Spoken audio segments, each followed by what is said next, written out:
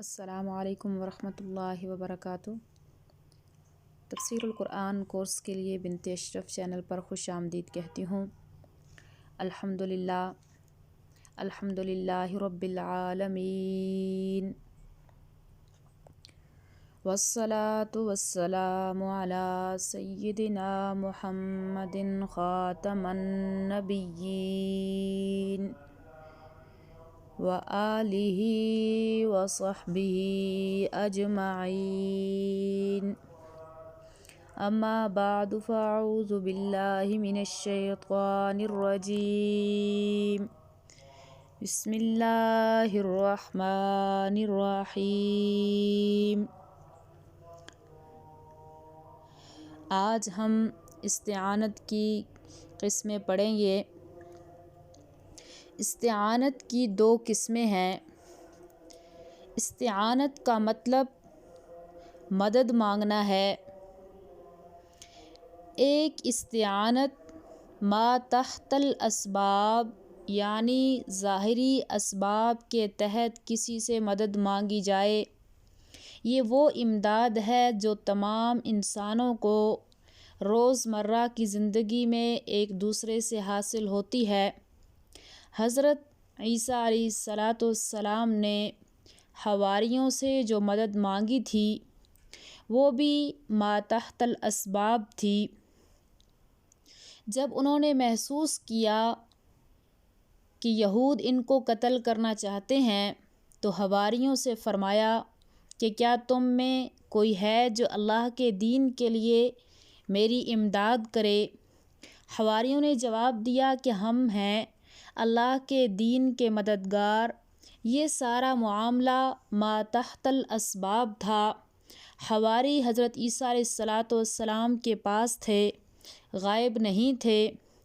انہوں نے بالمشافہہ حواریوں سے اسباب عادیہ کے تحت امداد طلب کی۔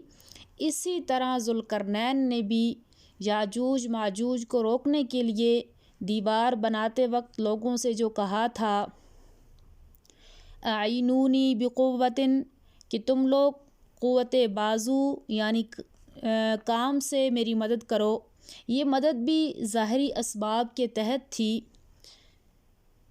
نہ حضرت عیسیٰ علیہ السلام نے حواریوں کو غائبانہ پکارا اور نہ ان سے ما فوق الاسباب مدد مانگی، اور نہ ہی ذوالقرنین نے اپنی قوم سے ایسا کہا۔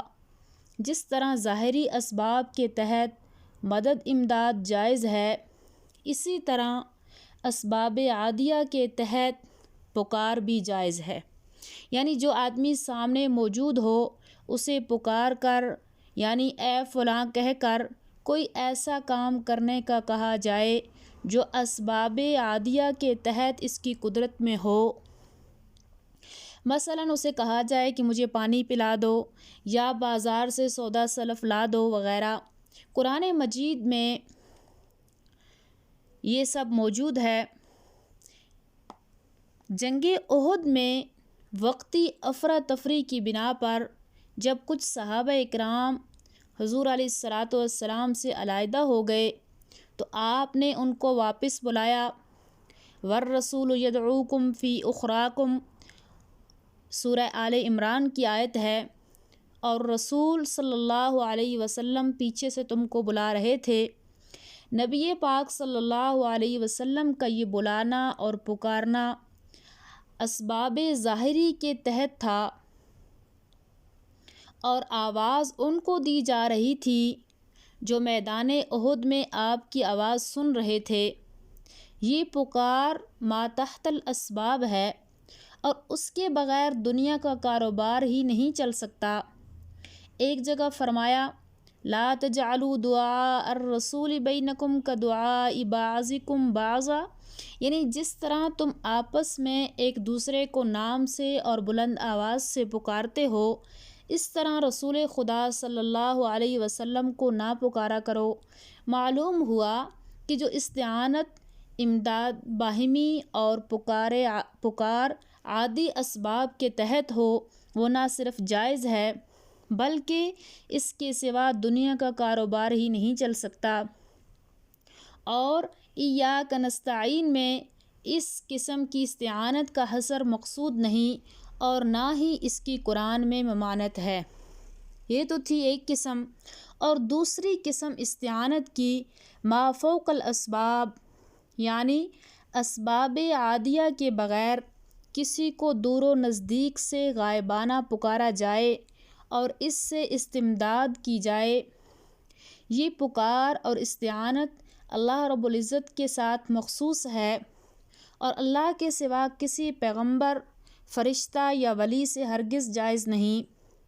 تمام انسانوں بلکہ جانوروں کی ما فوق الاسباب مدد اللہ ہی کرتا ہے۔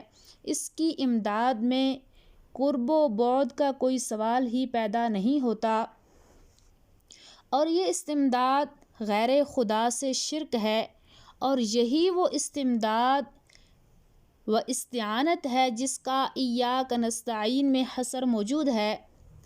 اس موقع پر تفسیروں میں ایک سوال و جواب مذکور ہے کہ انسان ایک دوسرے سے کئی امور میں مدد لیتا ہے، پانی مانگتا ہے، روٹی مانگتا ہے اور اس سے کئی ضرورت کی چیزیں طلب کرتا ہے، تو پھر ایاک نستعین کا حصر کس طرح صحیح ہوا؟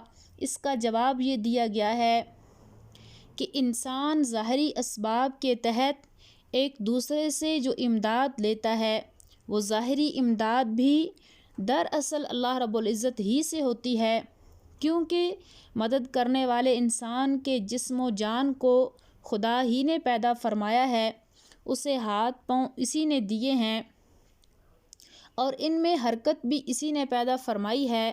لیکن استعانت اور استمداد کی مذکورہ بالا دو قسمیں ما تحت الاسباب اور ما فوق الاسباب بیان کرنے کے بعد اس قسم کے سوال و جواب کی ضرورت ہی باقی نہیں رہتی۔ یہاں پر ایک مغالطہ، بعض اہل بدعت اس موقع پر ایک اور مغالطہ پیش کرتے ہیں۔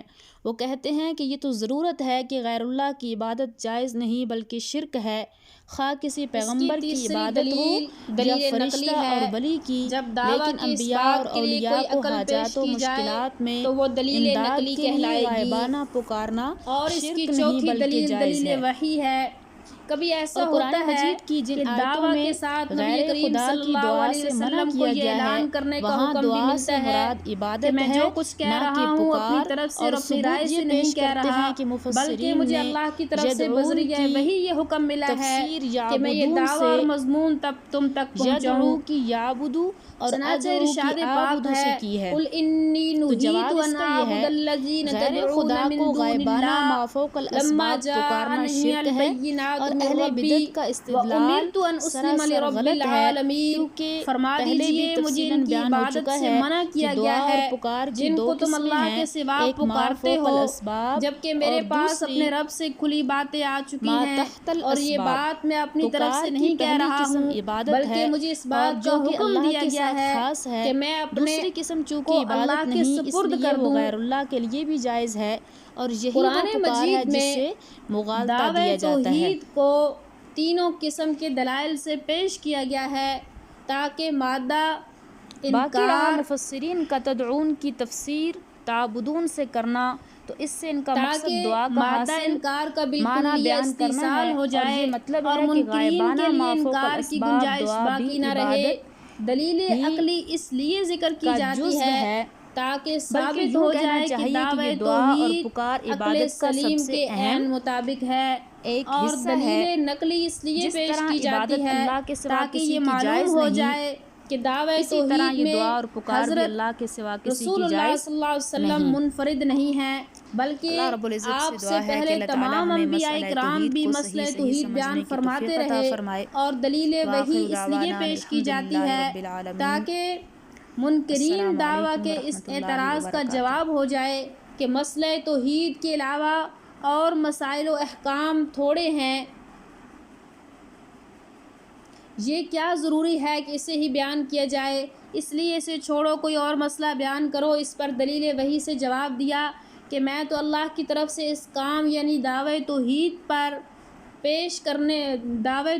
پیش کرنے پر مامور ہوں، اس لیے اسے ہرگز نہیں چھوڑا جا سکتا۔